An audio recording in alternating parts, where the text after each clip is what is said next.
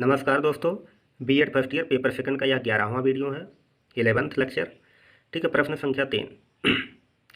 संज्ञानात्मक विकास का सिद्धांत क्या है? संज्ञानात्मक विकास की अवस्थाएं बताइए। संज्ञानात्मक विकास बहुत ही सहज प्रक्रिया है। बालक के विकास में संज्ञानात्मक विकास एक अत्यंत महत्वपूर्ण संदर्भ है।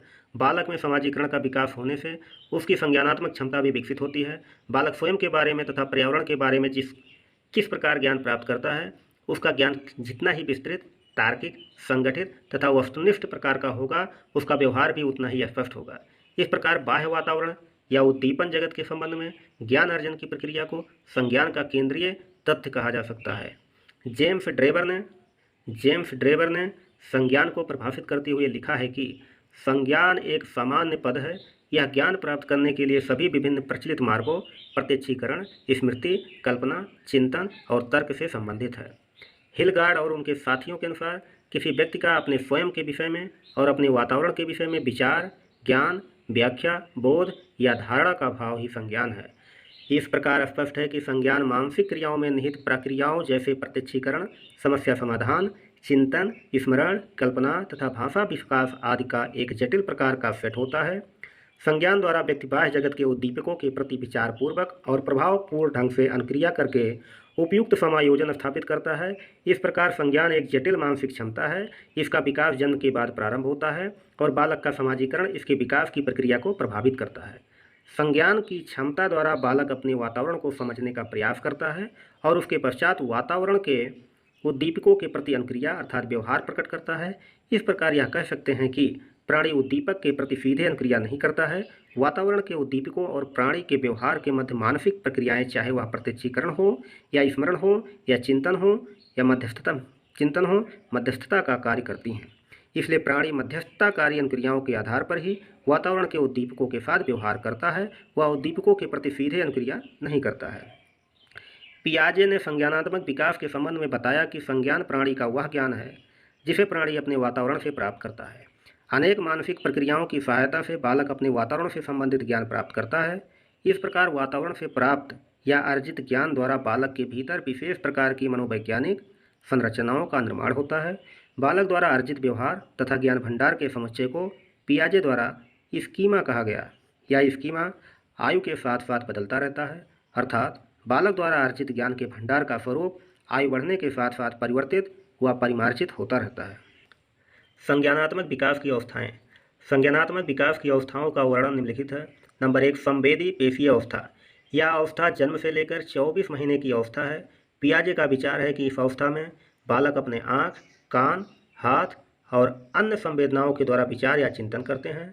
इस अवस्था में शिशु बाह्य जगत के उद्दीपकों का ज्ञान केवल अपनी संवेदनाओं तथा शारीरिक क्रियाओं द्वारा अर्जित करता है और इस अवस्था में शिशु की बुद्धि या ज्ञान उसके कार्यों द्वारा व्यक्त होता है। प्रारंभ में शिशु के भीतर केवल सहज क्रियाएं ही पाई जाती हैं, जिसे सहज स्कीमा कहा गया है। सहज क्रियाओं की सहायता से शिशु बाह्य जगत की अनेक अनुभूतियों का अनुभव करता है, जिससे शिशु बाह्य जगत के उद्दीपकों का बोध करने लगता है और वस्तुओं के संबंध में ज्ञान अर्जित करने लगता है। जब शिशु को अनुभूतियों की पुनरावृत्ति होती है तो उसका अर्जित ज्ञान अर्जित स्कीमा में परिवर्तित हो जाता है।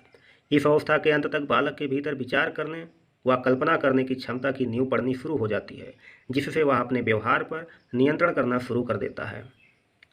इस अवधि में बालक अनुकरण का व्यवहार करना शुरू कर देता है।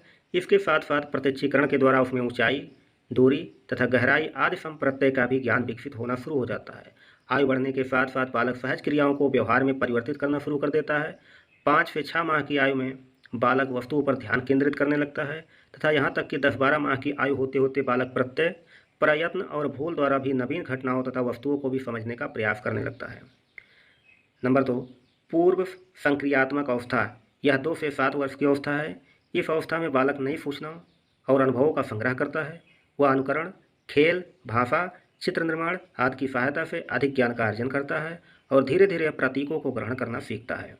इस अवस्था में बालक चिंतन की शुरुआत करता है और इसलिए उसके चिंतन में तर्कशक्ति का अभाव होता है और उसके निर्णय त्रुटिपूर्ण होते हैं। बालक विकास की पहली अवस्था की अपेक्षा अधिक समस्याओं का समाधान करने योग्य हो जाता है। इस अवस्था में उसमें आत्मकेंद्रिता का उदय होता है। इस अवधि के अंत तक जब बालक में कुछ सामाजिक विकास उन्नत हो जाता है तब उसकी यह आत्मकेंद्रिता कुछ कम होने लग जाता है। इस अवस्था में मुख्यतः भाषा और वस्तुओं तथा घटनाओं के अर्थ का विकास होता है।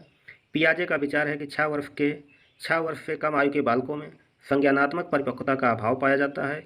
इस अभाव के कारण वह परंपरागत समस्याओं को तभी सीख पाते हैं जब उन्हें कुछ शिक्षण प्रशिक्षण दिए जाते हैं। नंबर 3, स्थूल संक्रियात्मक अवस्था। संज्ञानात्मक विकास की यह अवस्था 7 से 12 वर्ष तक की अवस्था है। संज्ञानात्मक विकास की तीसरी अवस्था अपने पूर्व की 2 अवस्थाओं की अपेक्षा और अधिक विकसित तथा संज्ञान से परिपूर्ण होती है। इस अवस्था में बच्चे मूर्त तथा निरीक्षण योग्य वस्तुओं के विषय में तार्किक चिंतन करने योग्य हो जाते हैं, लेकिन उनका तर्क सीमित प्रकार का होता है। पूर्व संक्रियात्मक अवस्था तथा स्थूल संक्रियात्मक अवस्था में महत्वपूर्ण अंतर यह है कि स्थूल संक्रियात्मक अवस्था में बच्चों में तर्क विकसित होने के कारण वार्तालाप में प्रवीणता आ जाती है। बालकों में यह ज्ञान विकसित हो जाता है कि वस्तुओं के मूलभूत गुण बदलते नहीं हैं, वे अपरिवर्तित प्रकार के होते हैं, चाहे वस्तु के रूप में परिवर्तन हो जाए। पियाजे के अनुसार इस अवस्था में बालक अनेक कार्यों के लिए मानसिक प्रतिभा प्रस्तुत कर सकता है। वह वस्तुओं के गुणों या अवगुणों के आधार पर उनमें संबंध स्थापित करके तथा अंतर करके अनेक वर्गों में वर्गीकृत कर सकता है, जैसे अच्छा खराब, उपयोगी अनुपयोगी, खट्टा मीठा, लाल पीला, हरा नीला, छोटा बड़ा इत्यादि। इस अवस्था के बालकों में संख्या बोध का पर्याप्त सीमा में विकास हो जाता है। संख्या बोध की योग्यता बालक को व्यवहारिक जीवन में बहुत सहायता पहुंचाती है। नंबर 4, औपचारिक संक्रियात्मक अवस्था।